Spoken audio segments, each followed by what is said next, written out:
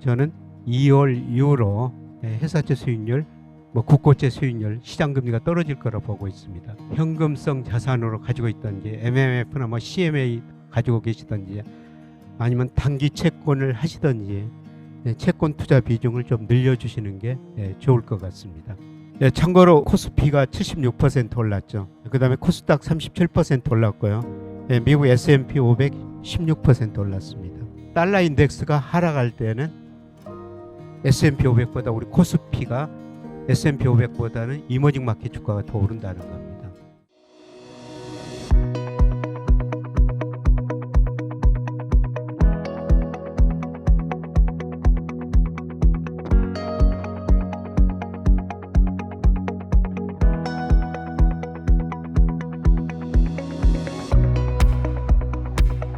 오늘은 주요 최근 경제지표 발표 내용 보고요. 그 다음에 우리 코스피가 어느 정도 가대평가됐는가, 그 다음에 가대평가가 어떤 것 때문에 해소될 것인가 떨어질 것인가 이런 걸 보고요. 그 다음에 자산 배분에 대해서는 조금 더 저는 보수적으로 권유하고 싶습니다. 올해는. 그리고 최근에 그 베네수엘라 사태가 있었는데요. 이런 사태가 어떻게 전개될지 한번 살펴보도록 하겠습니다. 우리 국가 데이터처에서 앞으로 경기를 예상하기 위해서 선행지수 순환변동치를 발표하고요. 그 다음에 현재의 경기 상태를 보기 위해서 동행지수 순환변동치를 발표합니다. 그런데 선행지수가 거의 주가하고 같은 방향으로 움직이는데요. 이 선행지수는 계속 올랐어요. 근데 나중에 말씀드리겠습니다. 이게 이번 달이 정점일 것 같습니다. 주가하고 같은 방향이거든요. 그런데 이렇게 선행지수가 오르면은 앞으로 경기가 회복된다. 이 동행지수도 올랐어야 했어요. 그런데 어떻습니까? 선행지수는 이렇게 오른다고 경기 계속 회복을 예고했는데 동행지수는 오히려 떨어졌습니다. 현재 경기는 더 나쁘다는 것입니다. 그래서 이 괴리가 많이 발생했는데요. 이 괴리가 뭐 때문에 발생했냐면은 실물하고 금융 차이라는 겁니다. 우리 국가 데이터 통계청입니다. 선행지수를 만들 때 7개 지표를 구성해서 가중치를 만들어서 발표하거든요. 그런데 재고 순환 지표, 기계류 내수출화, 건설 수주액 이건 다 실물 지표예요. 이것들은 계속 최근에 감소하고 있지 않습니까? 그럼에도 불구하고 선행지수가 오른 거는 금융 지표, 특히 코스피가 많이 올랐고요. 장단기 금리차 이 두 금융 지표 때문에 선행지수가 오른 거예요. 그래서 실물하고 금융하고 이 격차가 너무 벌어졌다.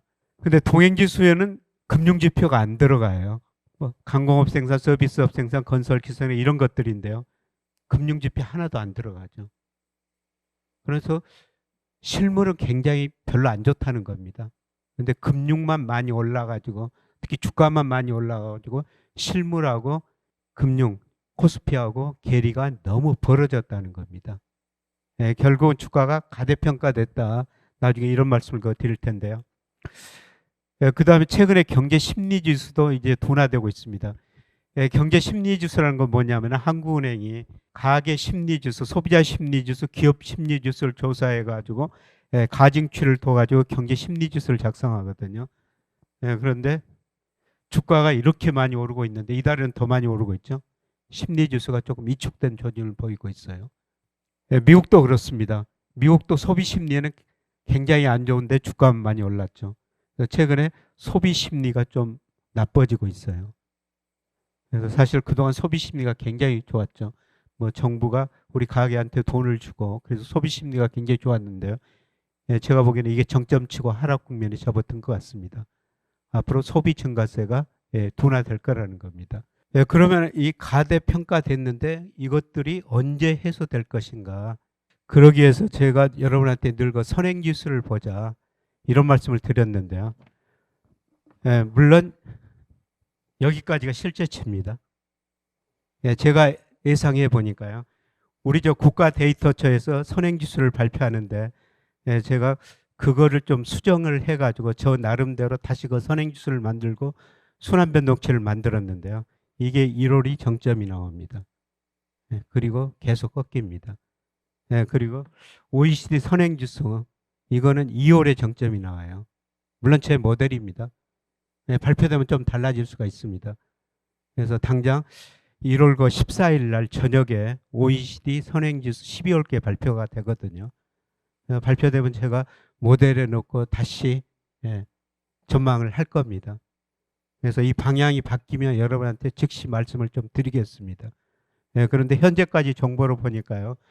우리 국가 데이터 접근은 올 1월, 그 다음에 2월 정점입니다. 이게 떨어지면 무슨 의미가 되냐면은 우리 코스피가 거의 같은 방향으로 움직이거든요. 이거는 제가 선행지수 순환변대 국가 데이터처를 기반으로 제가 만든 선행지수인데요. 거의 같은 방향으로 움직이죠. 1월이 정점이 나와요. 그럼 어떻다는 겁니까? 우리 코스피도 1월이 고점일 수가 있다는 겁니다. 물론 OECD 거는 2월이 정점이 나오는데요. 늦어도 1, 2월이 고점일 수가 있다는 겁니다. 그리고 어떻습니까? 이게 2월 이후로 연말까지 계속 떨어집니다. 그러면 어떻게 되겠어요? 코스피는 계속 떨어질 수밖에 없을 거라는 겁니다. 그래서 사실 제가 뭐 늘 여러분한테 1, 2월에 그 선행지수가 고점을 칠 것 같습니다. 이런 말씀을 드렸습니다. 그러면 1, 2월까지는 뭐 주식 투자 더 해도 될 것 같습니다. 이런 말씀을 드렸는데요. 드려야 했었는데 사실 제가 이 국면을 미리서 여러분한테 이야기를 해버린 겁니다. 그래서 늘 뭐 여기 가서 바로 대응할 수는 없지 않습니까? 그래서 이 국면을 예상해 좀 미리서 이해해서 좀 비관적인 좀 말씀을 많이 드렸는데요. 그런데 어떻든 제가 보는 지표는 코스피가 빠르면 1월, 늦어도 2월 정점이고요.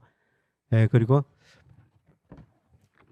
그 다음부터는 하락 국면일 거라는 겁니다. 물론 하락 국면에서 일시적인 상승이 있겠죠. 그래서 계속 그 리스크 관리를 하셔야 된다. 제가 이런 말씀을 드리는 겁니다. 그리고 요즘 제가 좀 더 보수적으로 운용하시면서 채권 투자를 하십시다. 이런 말씀을 드리는데요. 이게 떨어질 때 회사채 수익률도 떨어져요. 그래서 저는 2월 이후로 회사채 수익률, 뭐 국고채 수익률, 시장금리가 떨어질 거라 보고 있습니다. 그래서 2월 이후로는 여러분이 주식 비중은 많이 좀 줄이시고요. 현금성 자산으로 가지고 있든지 MMF나 뭐 CMA 가지고 계시든지 아니면 단기 채권을 하시든지 채권 투자 비중을 좀 늘려주시는 게 좋을 것 같습니다. 참고로 올해 우리 코스피가 76% 올랐죠. 그 다음에 코스닥 37% 올랐고요. 미국 S&P 500 16% 올랐습니다. 제가 재작년 뭐 작년 계속 여러분한테 미국 주식보다는 우리 주식을 더 많이 하셔야 됩니다. 이런 말씀을 계속 드렸죠. 그 중요한 이유 중에 하나가 달러 약세인데요. 그러니까 달러 약세가 될 때는 또 미국 주가보다 우리 코스피가 더 많이 오르고요. 또 이머징 마켓 주가가 더 많이 오릅니다. 작년에 보면 베트남, 그 다음에 브라질, 홍콩, 대만 다 미국 주가보다 더 많이 올랐죠. 가장 중요한 게 달러 인덱스예요. 그래서 달러 인덱스가 하락할 때는 S&P 500보다 우리 코스피가 S&P 500보다는 이머징 마켓 주가가 더 오른다는 겁니다. 그래서 올해 뭐 우리 주가 떨어지고 미국 주가도 같이 떨어질 거예요. 근데 다시 오를 때 역시 또 우리 코스피가 S&P 500보다는 더 많이 오를 거라는 겁니다. 그래서 미국 주식은 너무 많이 하시는 게 좋을 방향은 아닌 것 같습니다. 그 다음에 최근에 베네수엘라 사실 어떻게 한 나라 대통령을 다른 나라 대통령이 그냥 잡아다가 그렇게 데리고 가가지고 재판을 시키는지 참 세계가 힘에 의해서 지배하는 시대죠. 트럼프 대통령도 그렇고 트럼프 보좌관들도 다 힘과 권력이 세계를 지배하는 시대다 이런 이야기를 하거든요. 참 세계 경제의 리스크가 굉장히 커지는 것 같습니다. 그래서 어떻든 미국이 마두로 베네수엘라 대통령을 데려다가 재판하고 있는데요. 그런데 저는 이제 가장 우려되는 게 이거예요. 중국, 러시아. 계속 중국이 대만 공격한다. 이런 이야기가 있었지 않습니까? 단기적으로 공격하지 않을 거예요. 근데 중국한테 핑계를 줬다는 거죠. 미국이 베네수엘라 그렇게 하면서 중국도 대만을 그렇게 다룰 수가 있다는 것입니다. 근데 단기적으로 공격은 안 할 거예요. 많은 준비가 필요합니다. 얼마 전에 영국의 디 이코노미스트라고 경제 주간지 있는데요. 징조를 보려면은 중국이 곡물 수입을 많이 늘리면은 그 징조가 될 것이다. 중국은 곡물이 부족한 나라거든요. 그래서 식량을 많이 보유하고 나서 공격할 것이다. 중국이 얼마나 식량을 수입하는가 그거를 봐야 된다. 이런 기사를 실어가지고 제가 흥미있게 봤었습니다만, 그런데 미국이 그러니까 어떻습니까? 중국도 언제든지 공격할 수가 있는 것이죠. 그래서 지정학적 리스크는 갈수록 커지고 있다는 것입니다.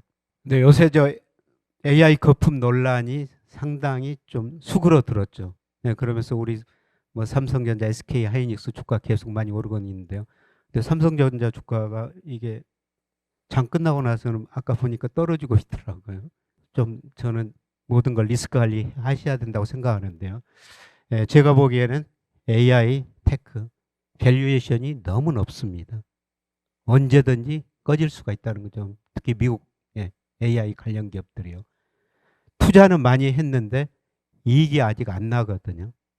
그래서 언제든지 예생적 사건만 좀 불리하게 작용하면은 주가가 저는 급락할 수 있다고 보고 있어요. 근데 이런 거 지정학적 리스크가 쌓이고 쌓이다 보면은 저는 주식시장에 굉장히 부정적인 영향을 줄이라고 보고 있습니다. 그래서 조만간 또 주가가 떨어지기 시작하면은 AI 거품 문제 다시금 논의가 되면서 우리 반도체까지 영향을 줄이라고 보고 있어요. 그래서 전반적으로 제가 오늘 여러분한테 말씀드리는 거는 아까 선행지수하고 동행지수 말씀을 드리면서 실물하고 금융하고 괴리가 너무 벌어졌다. 그거를 제가 구체적으로 명목 GDP, M2 그다음에 일평균 수출 가지고 얼마나 벌어졌는지 괴리를 보여드렸고요. 이게 괴리가 조금 더 확대될 수가 있어요. 확대면 되면 될수록 리스크 관리를 하셔야 된다.